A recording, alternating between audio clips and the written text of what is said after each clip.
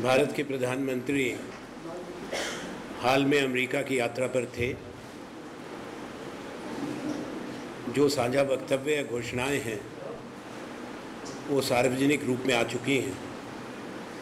प्रधानमंत्री की यात्रा में जाने से पहले हमने प्रधानमंत्री से ये कहा था, आग्रह किया था कि अमेरिका के राष्ट्रपति ट्रंप से पुख्ता आश्वासन लेकर आए H-1B वीज़ाज़ के लिए। कोई भी ऐसा कंसेशन ना दें जिससे देश के हित को चोट पहुंचती हो। दुर्भाग्य की बात है कि प्रधानमंत्री ने अमेरिका के राष्ट्रपति से भारत के जो प्रोफेशनल्स हैं, IT प्रोफेशनल्स, उनके हित की रक्षा के लिए मजबूती से बात नहीं रखी और खाली हाथ लौट कर आए हैं बिना किसी आश्वासन के। दूसरा दुर्भाग्य की बात है कि अमेरिका को केवल खुश करने के लिए कई ऐसे आपने कंसेशंस दिए हैं, आश्वासन दिए हैं जो आने वाले वक्त में हमारे देश की स्वास्थ्य सुरक्षा को खतरा पहुंचाएगा।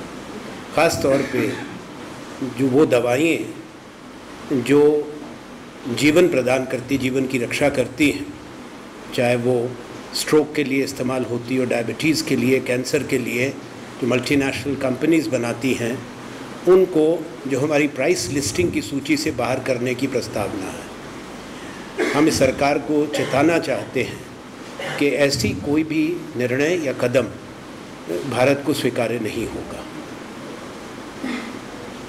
Before the Prime Minister had left for his state visit to the United States of America, we had urged him that he must protect the interests of the Indian professionals who go on H-1B1 visas to the United States of America. Because they cannot be equated with immigrants, they are skilled professionals and they do bring great value to their jobs. Prime Minister has returned without bringing in any credible assurances from the US President Trump. There has been no mention of H-1B visas and Prime Minister is silent. He owes an explanation to our young people and to our professionals as to why he has failed to achieve what was expected of India's Prime Minister. There are also reports of concessions and offers of concessions which will undermine India's health security and national interests, particularly with regard to life-saving medicines on cancer, stroke, diabetes and heart. That many of these medicines which are there in the price control and in the list for drug price control, there is pressure from the American pharmaceutical lobby to take more than 100 drugs off the essential medicines price list. We want to caution the government that this will not be acceptable. The government must come out with a categorical assurance that they will not surrender to this pressure of these pharmaceutical multinationals and protect the health security of the Indian citizens.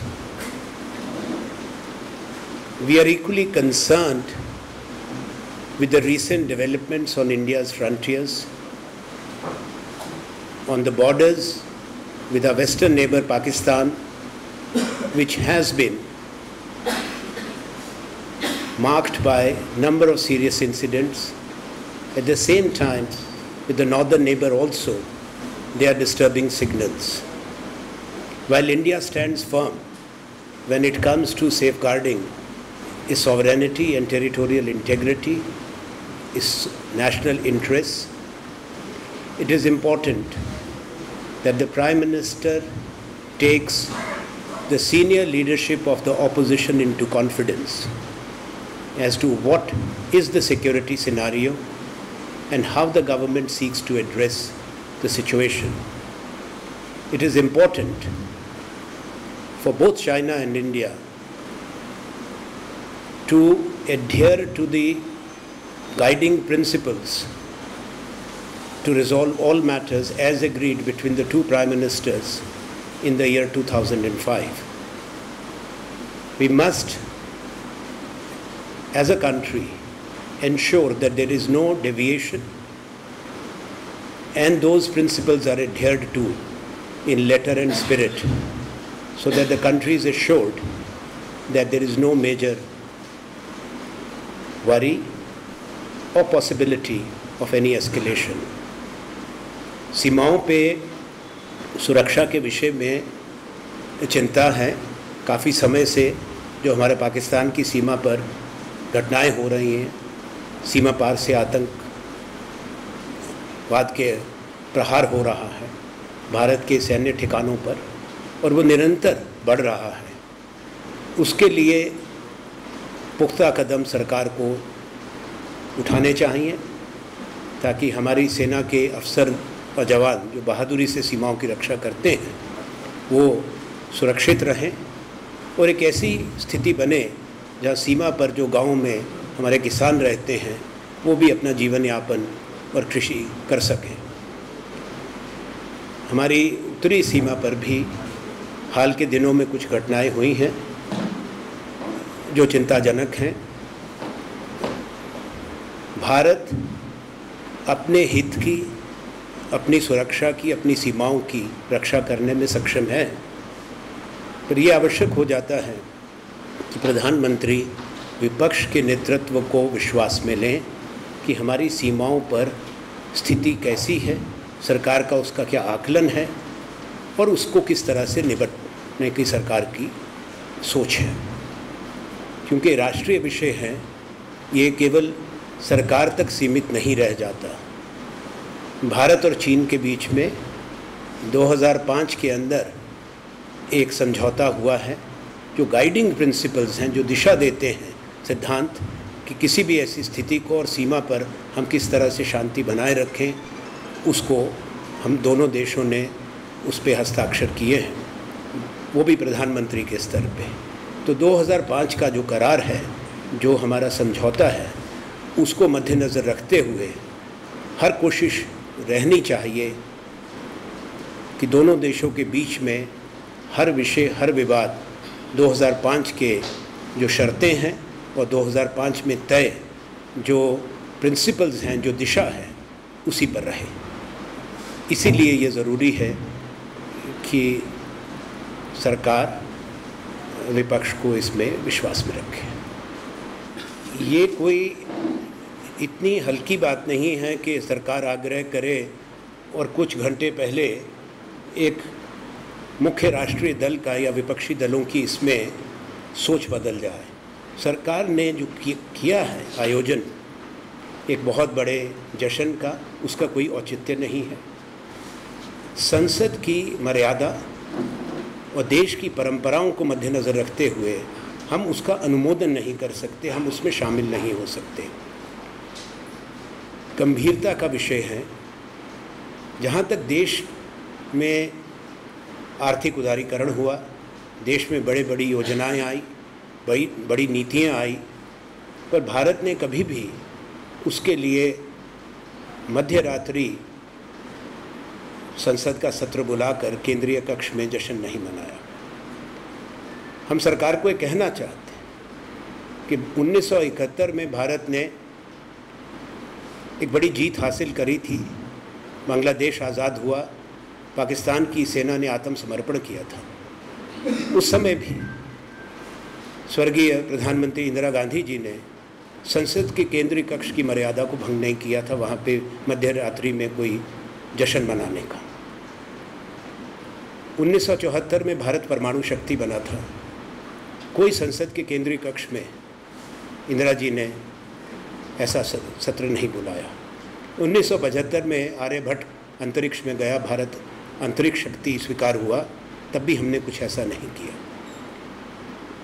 1991 में economic reforms आए, बड़ा उदारीकरण हुआ, doctor Manmohan Singh वित्त मंत्री थे, कोई जश्न उत्सव नहीं हुआ। उसके बाद यूपीए की सरकार ने 4 बड़े अधिकार दिए देश की जनता को। सूचना का अधिकार दिया, रोज़गार का अधिकार दिया 100 दिन का मनरेगा के कानून से, शिक्षा का अधिकार दिया, खाद्य सुरक्षा का अधिकार दिया, पर कभी भी ये उचित नहीं समझा गया कि केंद्रीय कक्ष के अंदर सेंट्रल हॉल में कोई उत्सव मनाया जाए।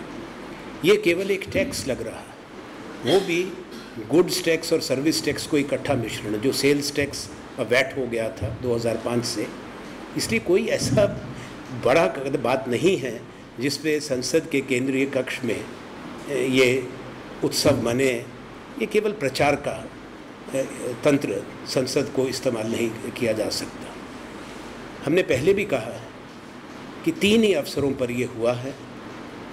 हमने सरकार को कल भी ये कहा, 1947, 72 जो 25वीं सालगिरह थी, जयंती थी हमारे भारत की आज़ादी की, और 1997 में जब स्वर्ण जयंती मनाई गई थी। इसलिए उस परंपरा को मत तोड़ें, ये हम सरकार को आज भी ये समझाना चाहते हैं। जहाँ तक जीएसटी का प्रश्न है वो अलग बात है, हम उसके विरोध में नहीं। एक अलग प्रश्न उठता है कि क्या राज्य पूरी तरह से तैयार हैं, क्या केंद्र सरकार ने छोटा उद्योग और छोटा जो कारोबार है उसको ट्रेनिंग दी है, उसको प्रशिक्षण दिया है, क्या जीएसटी नेटवर्क का ट्रायल रन हुआ है। कई राज्यों ने मांग की है। ये समझना देश को ज़रूरी है कि 300 करोड़ रिटर्न फाइल होंगी 1 महीने के अंदर। साल में 3600 करोड़ रिटर्न्स जीएसटी की फाइल होंगी। हर व्यवसाय को, हर व्यापार को, चाहे छोटा है या बड़ा, 1 महीने में 3 रिटर्न्स फाइल करनी पड़ेंगी। सालाना 36 और एनुअल रिटर्न जो साल की रिटर्न वो 37 रिटर्न्स। इसलिए तैयारी मजबूत होनी चाहिए, ये आवश्यक है।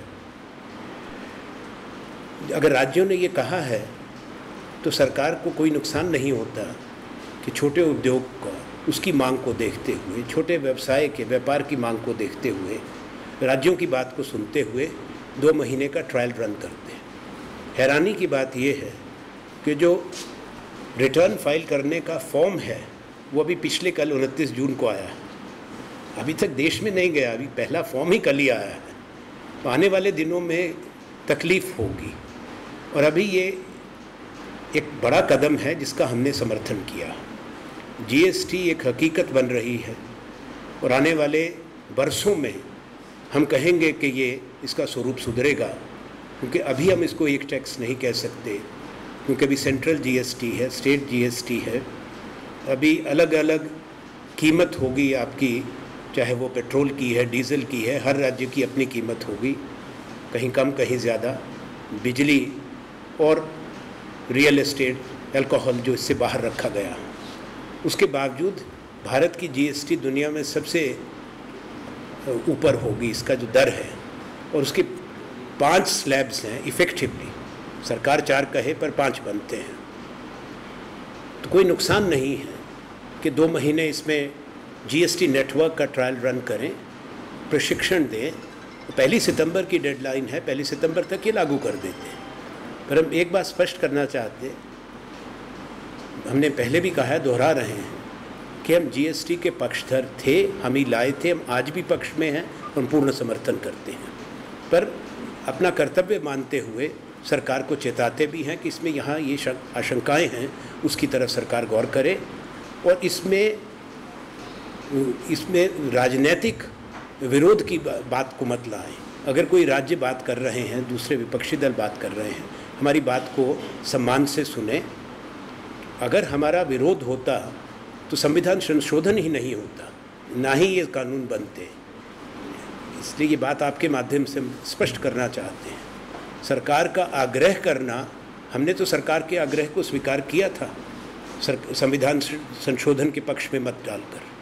संसद ने तो अपना काम ख़त्म कर दिया, अब क्यों बुला रहे हैं?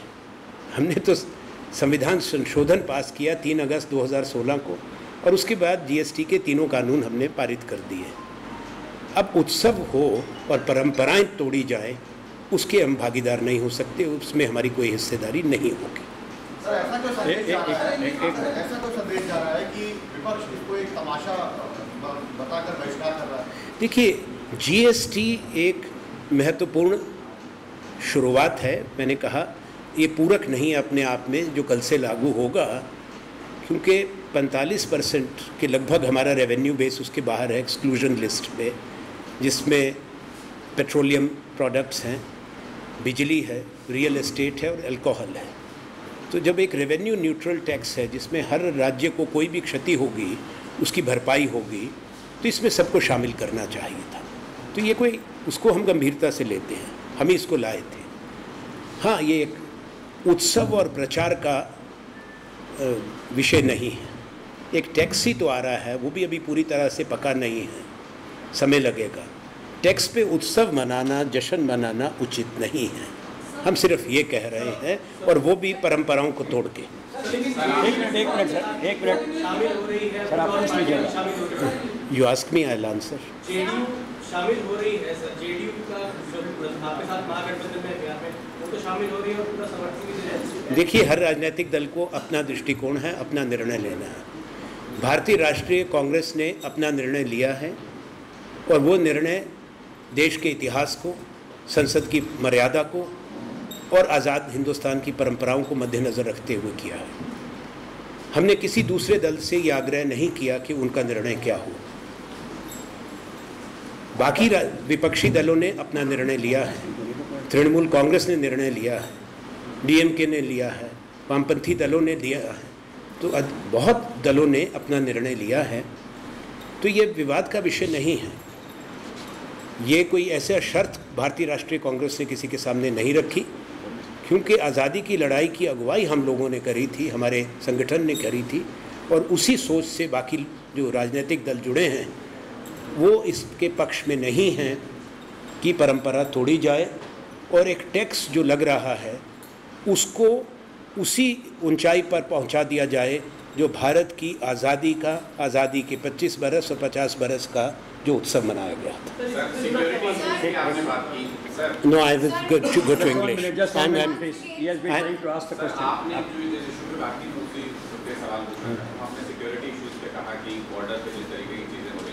कल हुर्रियत एक बंद कॉल कर रही है कि सैयद सलाउद्दीन को जो इंटरनेशनल टेररिस्ट घोषित किया गया उसके खिलाफ कि उसको वो एक स्वतंत्रता सेनानी है, और इस तरीके का बंद कल कॉल किया जा रहा है जेएनके में। We condemn it. क्या गवर्नमेंट का we condemn it in unequivocal terms. He has been rightly categorized and named as a terrorist. There cannot be any two views. Here the government, which is also in government along with the PDP in the state of Jammu and Kashmir, must take note of it, a serious note, and go in for appropriate action. I shall not say more on that, and I have always said so. When it comes to these organizations called Hurriyat, they are not representatives of the people of Kashmir or Jammu. They are unelected, they are unrepresentative, and therefore should not be given much credence. देखिए, जहाँ तक ये प्रश्न है सलाउद्दीन को आतंकवादी करार करने का, वो सही निर्णय है। ये बहुत पहले होना चाहिए था। भारत के ऊपर एक बहुत बड़ा खतरा आतंकवाद का है, और उसमें कोई दो विचार, दो राय नहीं हो सकती। केंद्र की सरकार को इसका कड़ा नोटिस लेना चाहिए। भारत के अंदर इस ऐसे बयान की, ऐसे बंद की अनुमति स्वीकार्य नहीं है। जम्मू कश्मीर के अंदर एक गठबंधन की सरकार है, पीडीपी बीजेपी की, उसको भी इसका नोटिस लेके जो उचित है कानून में वो कार्रवाई करें।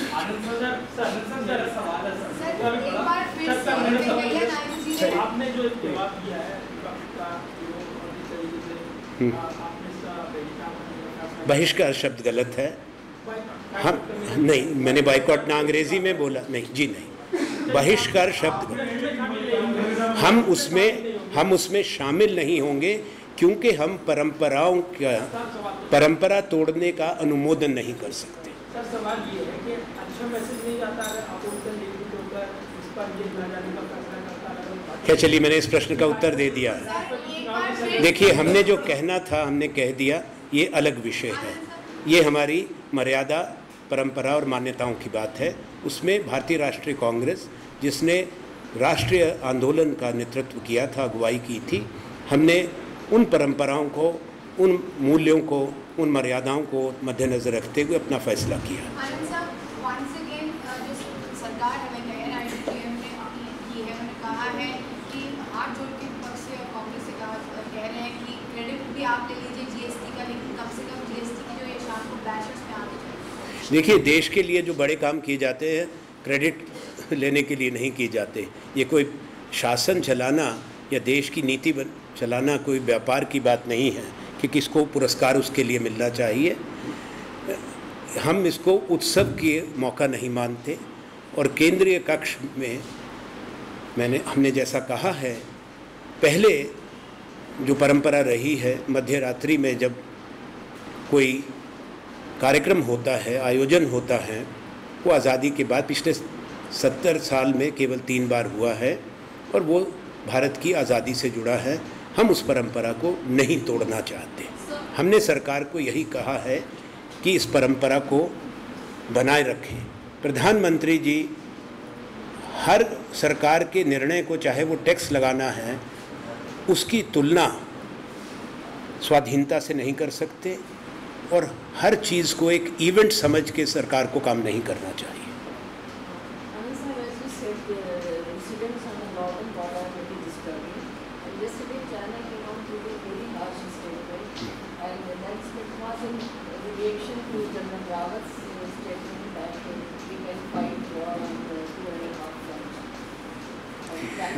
You see, we as a matter of policy and principle shall not comment on the assessment and the statement of the Indian Army Chief. Army is a professional army. They have a duty and we respect them for that, to protect our territorial integrity and to secure our borders. At the same time, it is important for China also to reaffirm its commitment to the guiding principles which were agreed to in the year 2005 between the Prime Minister of India and the Prime Minister of China. For the last 12 years, any issue, any incident, irrespective of that, both China and India have adhered to those principles. It is in the interest of India, but it's equally in the interest of China to ensure that those principles are respected in letter and spirit and nothing is done to violate them. Sir, Salahuddin को लेकर America ने कहा कि global terrorist है। क्या आप विदेश मामलों के अच्छे विशेषज्ञों में से एक माने जाते हैं? क्या अमेरिका के कहने से अंतर्राष्ट्रीय आतंकवादी घोषित हो गया? क्या ब्रिटेन भी मानेगा उसको?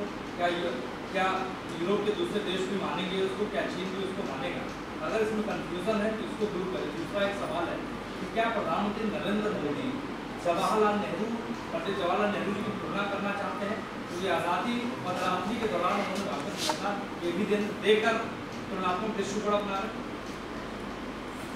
ये भारत का दुर्भाग्य होगा अगर जवाहरलाल नेहरू, जो अग्रिम पंक्ति के महानायकों में से थे आज़ादी के संग्राम के, जिन्होंने कई बरस अंग्रेज़ों की जेलों में काटे और देश की आज़ादी के बाद देश के निर्माण के लिए काम किया, उनकी तुलना एक प्रधानमंत्री नरेंद्र मोदी जी, जो एक आधा पका हुआ जो टैक्स है, अभी इम्परफेक्ट टैक्स है जीएसटी, जो टैक्स लग रहा है देश में, उसको लागू करने के लिए उसी स्तर पे, उसी तुलना में चले जाएं जो 14 अगस्त और 15 अगस्त मध्य रात्रि पे 1947 में पंडित जवाहरलाल नेहरू ने देश को संबोधित किया था और संसद के सेंट्रल हॉल में संसद बैठी थी, सत्र बुलाया गया था।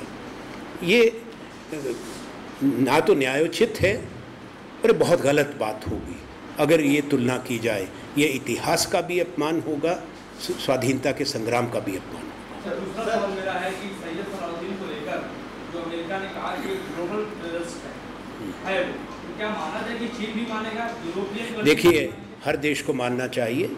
आतंकवाद का खतरा चीन के सामने भी है, पूरे यूरोप के सामने भी है। इसलिए भारत सरकार को कूटनीति का सहारा लेते हुए हर बड़े छोटे देश से बात करके इसको लागू कराना चाहिए। यानी सिर्फ अमेरिका के लिए ही वो आतंकवादी है? ये पूरे विश्व के लिए होना चाहिए। Sir, I have two questions. Firstly, that NCP leader Prafull Patel a short while back tweeted and saying that the opposition parties that came together for the passage of GST are various opposition now objecting to the GST event. I do not comment on any observation, any statement of any individual leader. We speak for the Indian National Congress. But for the Indian National Congress, GST would not have been possible. There was no question of the constitutional amendment getting passed without Congress. Congress President Srimati Sonia Gandhi, former Prime Minister Dr. Manmohan Singh and the senior leadership, in their collective wisdom, took the decision that we brought the GST, we initiated the GST. It was the same bill which was pending before the Parliament and with changes that was passed. So there is no question of our changing our mind. We have facilitated, we are in favor of it. At the same time, the Indian National Congress is mindful of the sanctity of Parliament. We cannot trivialize the midnight sessions, the three which were held in the last 70 years, connected with India's independence, by elevating imposition of this GST tax to that level. We cannot become a party to that. We are making it very clear. One is the tradition, history, the freedom struggle and independence. That should not be mixed up with festivities for the imposition of a tax. This is first step. It will take a long time for this tax to be perfected. Right now, with 4 slabs and effectively 5 slabs, it is one of the most complicated GST. The transactional costs and the burden will be very high on the small trade and on the small retail. At the same time, by excluding 45% of the revenue base, we have still made it one of the highest GST rates in the world. So those are separate concerns. So I would request everyone that when we talk of not endorsing or participating, the trivializing of the sanctity and seriousness of the midnight session in the Central Hall, it should not be taken amiss that we are rejecting the GST. We have supported it, we have facilitated it. But that does not mean that we become, as a serious political party, a party to the violation of our traditions and the institutional dignity and sanctity. Last question. Yes, sir, the last question. Anand Kumar, he has already written to the finance minister asking him to include fertilizers in the lowest possible slab, and the finance ministry has said that they would review that decision. To include what? Fertilizer in the lowest. I have no comment to offer. They should do their homework. It is still half-baked. They should listen to the states. They should do at least a trial run of GST network for 2 months. Heavens are not going to open up. The deadline is 1st of September. As I've given the details, that in a country where 300 crore returns have to be filed for GST every month, that whatever the samples or the trial runs have been done are not adequate at all. When you look at the complicated filling of the forms, the very fact that the first return form has come only yesterday, so they are much larger issues. And why we have a situation that few hours before the so-called launch, when the festivities are to begin, that the cabinet minister responsible for fertilizer is still writing to the finance minister. This shows how dysfunctional this government is. They are telling the country we are prepared, they don't have clarity within the cabinet which should come in what slab. It's a very sorry state of affairs. Last one. Dhanyavad.